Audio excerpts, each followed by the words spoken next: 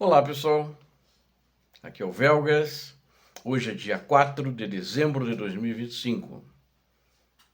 As mentiras de Putin estão expostas e ex-prisioneiros russos voltam e se vingam nas suas unidades. Quero convidar a você que não é inscrito, inscreva-se no canal, dê um like, é importante, e compartilhe com suas redes sociais. Divulguem, recomendem o vídeo para que mais pessoas tenham acesso à verdade. E peço também a todos vocês que façam seus comentários, que são sempre muito bem-vindos. Muito obrigado. Conto com vocês. As mentiras de Putin estão expostas. Correspondentes de guerra, jornalistas, blogueiros Z têm exposto a mentira do ditador da Rússia. A Ucrânia está pressionando o exército russo. Muito diferentemente do que o Kremlin tem falado na sua propaganda, agora principalmente no exterior, nas narrativas mentirosas e falsas que ele tem jogado. Um dos apresentadores do canal russo, Solovyov Live Alutyunov, esse é um canal russo que ele faz esses programas. Então Solovyov é o principal hoje propagandista da Rússia, e ele faz junto esse programa com o tal de Arutyunov, também pró-guerra, pró-Putin, etc. Ambos, né? Mas eles estão mudando um pouco a visão deles. Ele comentando as alegações de Putin, né, recentes agora, já antes e durante e depois da reunião lá no Kremlin com os americanos, com os vendedores de imóveis americanos, né, o que eles falaram lá, de vitórias sem precedentes que o Putin estava anunciando para toda a imprensa e para os seus negociadores americanos, eles estão refutando o que o ditador falou. Eles mesmos, né? Esses russos, esses chefes da propaganda russa, eles reconheceram que não há condições em nenhum setor da frente para o colapso da defesa ucraniana, do exército da Ucrânia. Como é que vocês querem chamar, ou seja, e que os combates continuam na própria Rússia, ali na região de Kursk, na região de Belgorod. Ou seja, a Ucrânia tem condições de fazer isso. E eles estão criando sérios problemas para as tropas russas ali na própria Rússia, os ucranianos. Então é muito diferente do que o Putin anda mentindo, né? Aqui está a parte principal de um discurso transmitido ao vivo, que eles fazem, eles contrapõem isso, né? Em relação ao colapso da frente, infelizmente, dizem esses propagandistas, atualmente não há pré-condições, não é nem condições, pré-condições para isso em nenhum setor da frente, para isso seja para o colapso do exército ucraniano. Combates bastante intensos ainda estão em andamento nas direções de Tetkinsky e Glushkovsky, na região de Kursk. Porque eles disseram que Kursk já estava sob controle, eles falaram para os americanos também e colocaram isso na imprensa. E a imprensa, que são eles, né?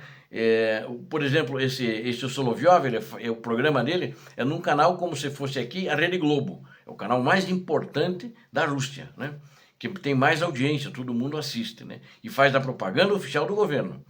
O inimigo ainda mantém capacidade de combate, o que lhe permite criar tensão para nossas unidades. Estou dizendo as palavras do Solovyov. O inimigo é a Ucrânia, né? E que está criando tensão para as unidades deles. Ele acrescentou ainda, o Solovyov, estamos pressionando Zaporizhzhia, Kharkiv e Donetsk, mas o inimigo, que é a Ucrânia, na direção de Kursk, ainda mantém a capacidade de combate, o que lhe permite criar tensão. E essa tensão é em toda a linha de frente. E tudo isso não é nada bom. Essa declaração pública deles, dos principais propagandistas russos, contrasta fortemente com a retórica, com o discurso e com as mentiras que Vladimir Putin faz, né? Declarando isso uma ruptura, declarando um colapso e um ponto de virada estratégico para a Ucrânia. O fato de até mesmo os operadores de mídia, esse pessoal normalmente é submisso ao Putin, né?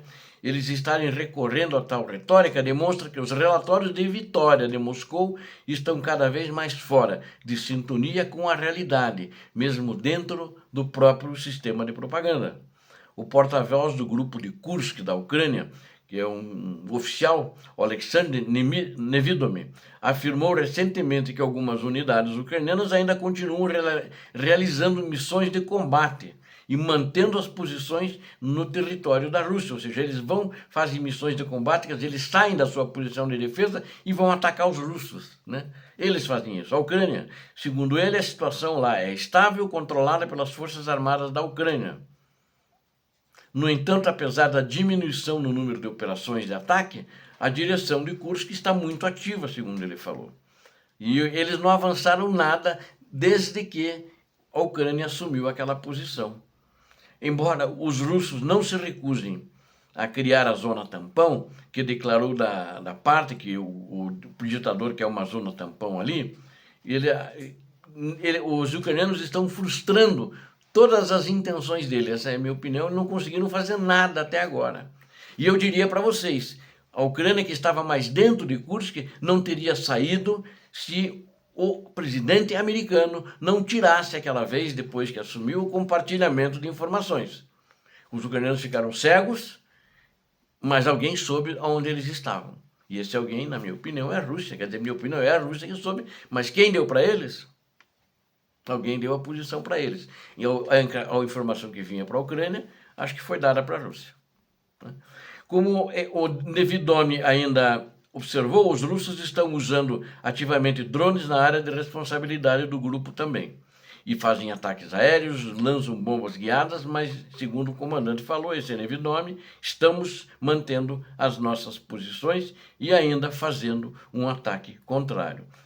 Então, de acordo com o que está acontecendo em Kursk, em todo o teatro de operações, os russos não estão avançando, e avançam muito pouco, mas não estão tomando nada significativo que ameace, que colapse o exército ucraniano, ao contrário do que apregoa, do que diz o seu ditador. Daquilo que ele disse na mesa de negociações em Moscou. Eu acredito que os militares americanos sabem disso. A inteligência deles é muito boa, os europeus têm certeza disso.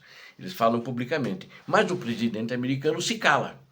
Se cala porque deve haver outros interesses na negociação e ele está pressionando fortemente o presidente ucraniano, Volodymyr Zelensky, a que ele aceite a pauta do ditador, que ele não vai aceitar de dar graciosamente territórios. Não é nenhuma venda, é uma dação praticamente para ele declarar: esse território é meu, para o ditador da Rússia, que ele já colocou na Constituição, ele quer tudo aquilo, retirem-se daqui ucranianos. Mas a gente já pode ver pelos próprios blogueiros russos que contrapõem a essa visão do Kremlin, que é mentira, e eles não concordam com a mentira porque está pegando mal para eles dentro da Rússia e fora da Rússia. Os prisioneiros de guerra russos que retornaram para casa em troca de prisioneiros, eles têm caçado e matado os próprios russos da sua antiga base. Eu vou citar um caso, mas muitos casos já têm acontecido. Isso é importante, isso vem diretamente da própria Federação Russa e parece ser uma tendência perturbadora que surge na Rússia, e isso oferece uma prévia assustadora de que o país poderá enfrentar caso a guerra termine. Os problemas que ele vai enfrentar, que vão ser muito maiores, que mais gente vai voltar.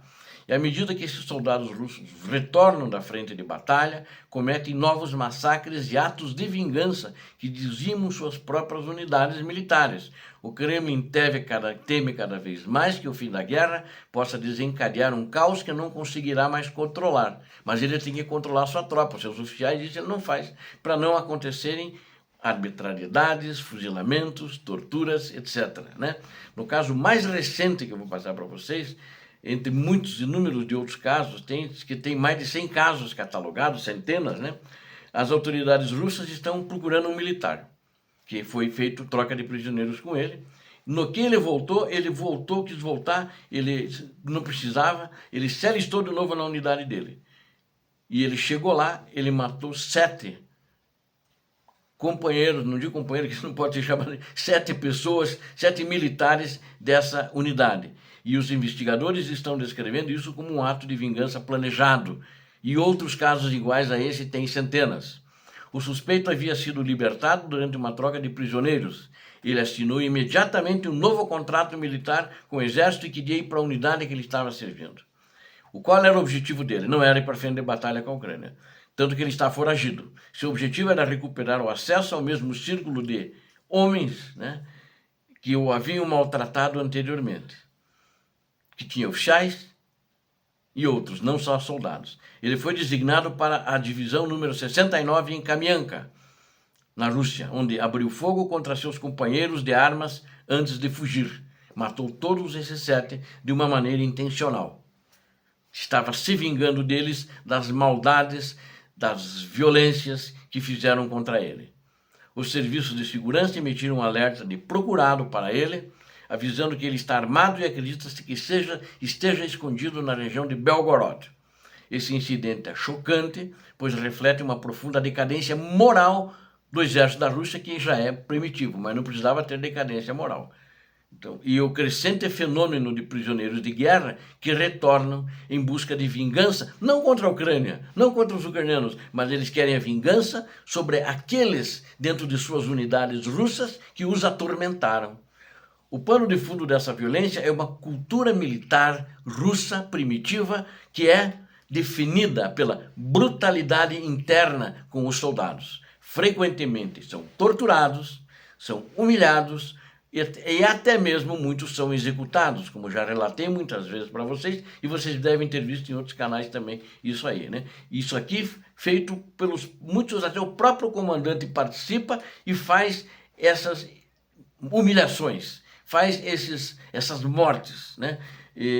Por pequenas insubordinações, reclamação de condições más do exército, ou simplesmente porque o soldado hesitou na linha de frente. Ou seja, isso tem pesado muito e muitos estão voltando e fazendo uma vingança contra seus comandantes. Existe uma investigação, foi realizada em outubro de 2025, recente agora.